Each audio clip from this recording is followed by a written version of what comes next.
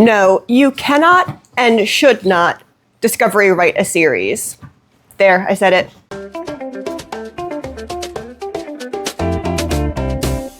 Hi, I'm Lulu and welcome to my channel. Before we start, please do me a favor, like this video, subscribe to this channel, and hit that notification bell so you don't miss any of my uploads. Yep, I'm feeling spicy today. Not spicy in the book talk way, just full of opinions. And I'd say they're well-founded because I've got the experience to back it up. Not only have I been victimized by Discovery written series multiple times, and so have you, I guarantee it, but I, in fact, attempted to commit one myself long ago before I knew how the heck to write, and that I'm definitely a plotter. Now, before the Discovery writers out there ignite their torches and sharpen the tines of their various farming implements, I will give some exceptions later on, but first, I'd like you to hear my tales of woe and consider what you might be inflicting upon the world. So I'm one of those people who made it to the end of Lost, ever so sure that the writers totally had a plan, because why the hell would you do all of this stuff if you had no plan? And what did I get for my troubles? Nothing!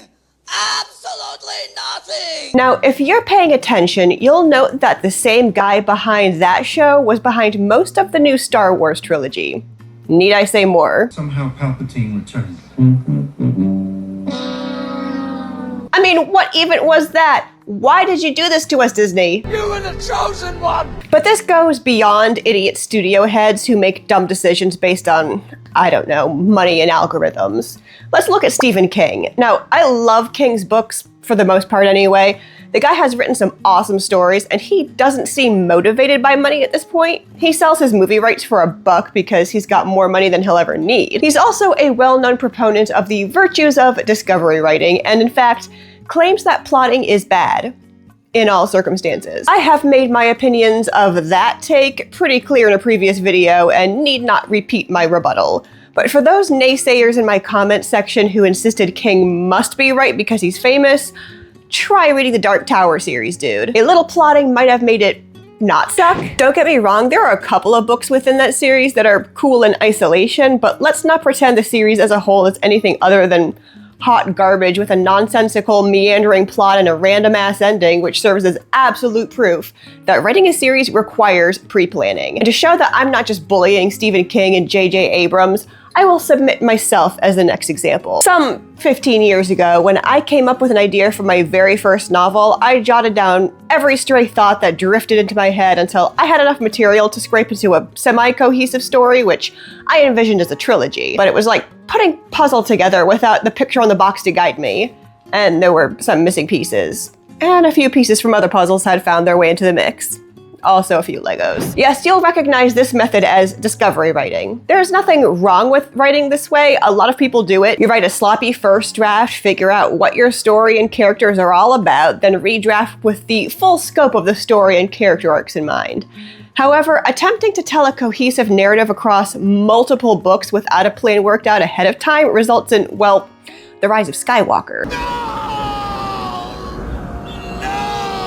Somehow Palpatine returned. Also, the main chick is a Palpatine, I guess, or a Skywalker, or she's no one or something. And now she's got healing powers, I guess, for no reason, and they cost her nothing to use, so that's neat. This method of writing is also why my first ever trilogy failed. True, unlike the Star Wars sequels, I had the benefit of going back and adapting my first 2 books once I knew where things were headed in the third, since all 3 were still in their early draft. However, no matter how much I tweaked and nipped and tucked, everything was just a messy soup. Even though each of my 3 books had a 3-act structure and arcs and all the stuff the story should have, taken as a whole, it was an absolute mess. It was like trying to fix up a house with a bad foundation. No matter how nice the shingles looked, the whole thing was ready to collapse. Now, despite my emphatic belief that a series needs to be pre-planned, I did mention exceptions at the start of this video. This would be series like James Bond or the Howl trilogy, where each story is set in the same world and sometimes has the same characters, but each is a self-contained story that could be read on its own. This is much different than telling the same overarching story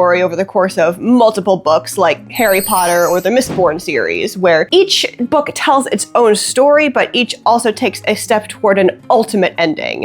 And if an author doesn't know his series' ultimate ending, how can he possibly take a step toward it?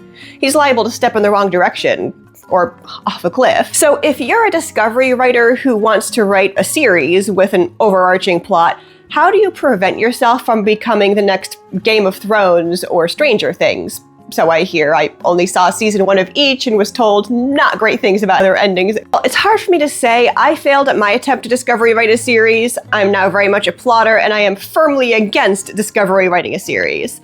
But I know some of you are going to do it anyway. I know not everyone can write from an outline. I get that. Some of you find it confining and limiting and just can't write that way.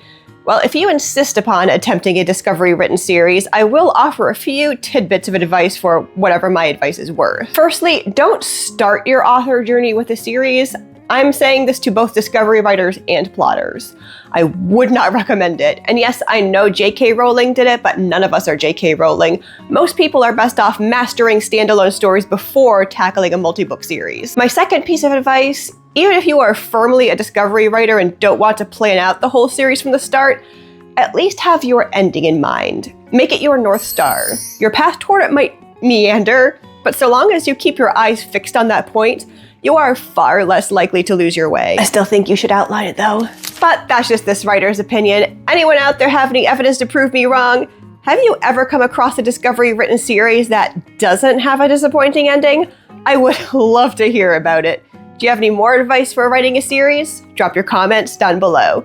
Like this video, subscribe to my channel, and hit that notification bell for more content like this in the future, and I'll see you in the next video.